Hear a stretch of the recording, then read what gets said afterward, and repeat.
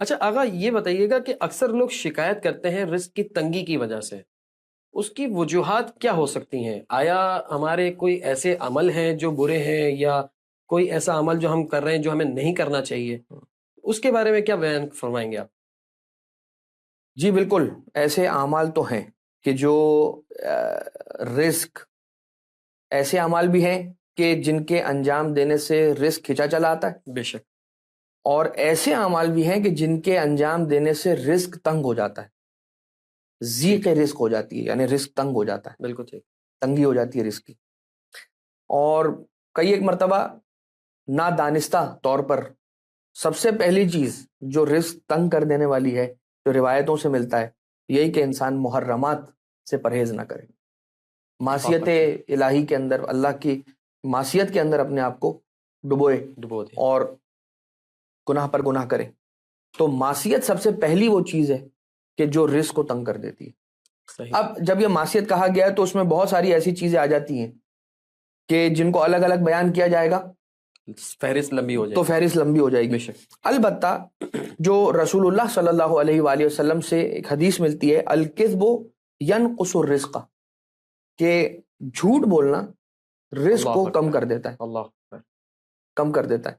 اور جس معاشرے میں، جس شہر میں، جس لوکیلٹی اور جس معاشرے میں ہم رہتے ہیں، اس میں جھوٹ بہت آسان ہے، یعنی بالکل ایک پینٹ کی طرح سے ہے جھوٹ بولنا، اتنا آسان ہے جھوٹ بولنا۔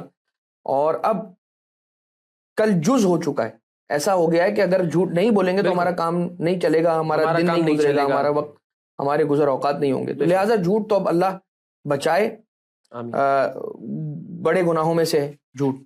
اور اس کا ایک یہ اثر بھی ہے کہ انسان کا رزق تنگ ہو جاتا ہے جھوٹ بولنے سے۔ اللہ اکبر، بدکاری، رسول اللہ صلی اللہ علیہ وآلہ وسلم کی ایک حدیث ہے، اور وہ عموماً جہاں پر رزق کی بحث ہوتی ہے یا جہاں پہ رزق کے حوالے سے بیان کیا گیا ہے اور جہاں پہ رزق کے حوالے سے احادیث کو جمع کیا گیا ہے، ان میں ایک حدیث یہ بھی ہے۔ وہ حدیث کیا ہے کہ رسول فرماتے ہیں بدکاری، زنا، ایڈلٹری، اس میں 6 خاصیتیں، 3 دنیا میں نظر آتی ہیں اور 3 آخرت کے اندر۔ جو 3 دنیا میں خاصیتیں اس بدکاری کو لے کے، بدفعلی کو لے کر ہیں، وہ یہ ہے کہ نمبر 1، آبرو لے جاتا ہے یہ کام انجام دینا، یہ حرام کام صحیح، آبرو انسان کے لے جاتا ہے۔ نمبر 2، موت کو قریب کر دیتا ہے، اللہ اکبر، اور ناگہانی موت، اچانک موت کو قریب کر دیتا ہے۔ وَيَقْطَعُ الرِّزْقَ، اور رزق کو کم کر رزق دیتا کو ہے۔ کم کر دیتا ہے، یہ 3 وہ چیزیں ہوں گی جو دنیا کی ہو گئی۔ آخرت کی کیا ہے جلدی سے بتا دوں آپ کی خدمت میں، عرض کر دوں۔ حساب میں سختی، سخط الرحمن پروردگار عالم کا غضب، اور الخلود فی النار، ہمیشگی جو جہنم کے اندر جہنمی، بھیج دیا جائے گا۔ لہٰذا یہ ایک گناہ بھی انسان کی رزق کو کم کرنے کا سبب بنتا ہے۔ علل الشرائع کے اندر بھی ملتا ہے اس اعتبار سے کہ انسان اگر بدکاری کی طرف جاتا ہے تو اس کا رزق کم ہو جاتا ہے۔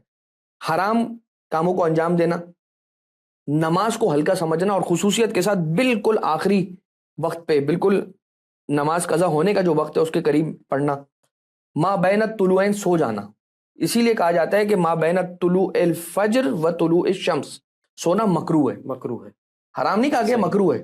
لیکن مکروہ کیوں ہے؟ اس لیے کہ ہمارے پاس روایتیں موجود ہیں بالکل کہ جس کے اندر امام علیہ السلام نے فرمایا کہ اس میں اس وقت کے اندر رزق تقسیم ہو رہا ہے، لہٰذا اس کو قطع رحم کرنا، یہ بہت امپورٹنٹ ہے۔ اللہ اکبر، قطع رحم کرنا، اپنے رشتہ داروں سے قطع تعلقی رکھنا، ان کی کوئی حاجت پوری کر سکتے ہوں اور نہ کرنا، ان سے سلام دعا تک کو ترک کر دینا، ان کے ساتھ مراسم کو چھوڑ دینا، ترک کر دینا، باہر والوں سے اچھی طرح بات کرنا، صحیح، دوست احباب کے ساتھ مراسم رکھنا، جی بالکل، اور رشتہ داروں سے قطع تعلق ہی کر قطع لینا، تعلق کی، عمر میں بھی کمی کا باعث بنتا ہے اور رزق کے اندر بھی کمی کا باعث بنتا ہے۔ مفاتیح الجنان سے میں ایک روایت آپ کی خدمت میں عرض کروں گا، شیخ ابن فہد ہلی نے مولا رضا علیہ الصلوۃ والسلام سے اسے منسوب کیا ہے، اور مولا رضا علیہ الصلوۃ والسلام ارشاد فرماتے ہیں کہ کوئی ایسی حاجت، کوئی ایسا مقصد، کوئی ایسی چیز جو انسان چاہتا ہے، کوئی ایسے مقام تک پہنچنا چاہتا ہے کہ وہ وہاں تک پہنچ جائے، تو اس کے لیے کیا کرے؟ اب یہ پورا ترتیب کے ساتھ 3 مختصر اعمال ہیں، 3 مختصر چیزیں ہیں، ان کو ملا کر ایک عمل بنتا ہے بہتر، رزق کے لیے، صرف رزق کے لیے نہیں، اس میں یہ زیادہ بڑی چیز ہے. اس میں ایک حاجت انسان کی رزق کی بھی ہے جو پوری ہوتی ہے. وہ کیا ہے؟ پہلے آپ کی خدمت میں ہم عمل عرض کریں, اور وہ عمل یہ ہے کہ سینے پر ہاتھ رکھ کے نماز فجر کے بعد, جو تعقیبات نماز فجر کے اندر بھی ہے, یہ نماز فجر کی تعقیبات کے اندر ایک تعقیب ہے یوں کہ 70 مرتبہ سینے پر ہاتھ رکھ کے کیا پڑھے؟ یا فتاح ہو, یا فتح ہو, یا فتح ہو. 70 مرتبہ سینے پہ ہاتھ رکھ کے یہ پڑھے یا فتح ہو. ایک یہ عمل ہو گیا. 70 مرتبہ یا فتح ہو پڑھنے کے بعد فوراً کیا پڑھے؟ لا حول ولا قوت الا باللہ توکلت علی الحی الذی لا یموت والحمد للہ الذی لم یتخذ ولدا ولم یکن لہ شریک فی الملک ولم یکن لہ ولی من الذل وکبرہ تکبیرا. یہ پڑھ لیا. اس کے فوراً بعد ایک دعا ہے کہ یہ بھی تاکیبات نماز صبح کے اندر اس چیپٹر کے اندر مفاتیح الجنان میں شیخ عباس قمی نے شامل کی ہے, لکھی ہے. ٹھیک ہے. اور اسی دعا کے پریفیس کے اندر وہ روایت انہوں نے جوائن کی ہے, لکھی ہے, کہ جو سرکار مولا رضا علیہ الصلوۃ والسلام سے منسوب ہے کہ آقا نے ایک شخص کو تعلیم دی. عدت الدائی کے اندر شیخ ابن فہد ہلی نے اسے نقل کیا ہے. اور وہ دعا کیا ہے؟ بسم اللہ وصلی اللہ علی محمد وآلہ وافوض امری الی اللہ ان اللہ بصیر بالعباد فوقاہ اللہ سیئات ما مکروا الی آخر. یہ پوری دعا. لہذا 70 مرتبہ سینے پہ ہاتھ رکھ کے یا فتح ہو, پھر لا حول ولا قوت والا جملہ, اور اس کے بعد بسم اللہ وصلی اللہ علی محمد والے الی آخر یہ دعا. یہ تینوں چیزیں پڑھ لیں. ایک تو یہ جو اہل بیت اطہار علیہ السلام نے تعلیم فرمایا. ایک چھٹے امام علیہ الصلوۃ والسلام کی روایت اصول کافی میں مل جاتی ہے کہ جس میں چھٹے سرکار نے مولا نے علیہ الصلوۃ والسلام علیہ آلاف التحیت والثنا, مولا نے ایک شخص کو جب اس نے آ کر سلام مولا سے سوال کیا فقر کا, تنگ دستی کا, اور کہتا ہے کہ مولا مجھ پر قرض ہے, مقروض ہوں, لہٰذا میں چاہتا ہوں کہ کوئی ایسی دعا مجھے تعلیم فرما دیں. تو مولا نے یہ تعلیم فرمائی دعا, اور وہ دعا کیا ہے؟ بسم اللہ الرحمن الرحیم اللہم ارزقنی من فضلک الواسع الحلال الطیب رزقا واسعا حلالا طیبا بلاغا للدنیا والآخرہ صبا صبا ہنیئا مریئا من غیر قد ومن من احد من خلقک الا ساعتا من فضلک الواسع فانک قلت واسأل اللہ من فضلہ فمن فضلک اسألہ ومن عطیتک اسألہ ومن یدک الملأ اسألہ. یہ دعا ہے. اب یہ چونکہ دعا ہم نے اسی لیے پوری مکمل پڑھ دی کہ ریکارڈ ہو جائے گی, تو جو ناظرین ہیں ہمارے وہ پھر پاز کر کے اسے اگر لکھنا چاہیں تو لکھ سکتے ہیں. اصول کافی کے اندر مولا نے اس دعا کو تعلیم فرمایا ہے. ایک دعا اور ہے, اور وہ دعا بھی سرکار امام جعفر صادق علیہ الصلوۃ والسلام ہی کی تعلیم کردہ, امام محمد باقر علیہ الصلوۃ والسلام کی تعلیم کردہ, دونوں اماموں سے ملتی ہے روایت. اور وہ دعا یہ ہے بسم اللہ الرحمن الرحیم اللہم انی ضعیف فقونی اللہم انی ذلیل فاعزنی اللہم انی فقیر فاغننی برحمتک یا ارحم الراحمین.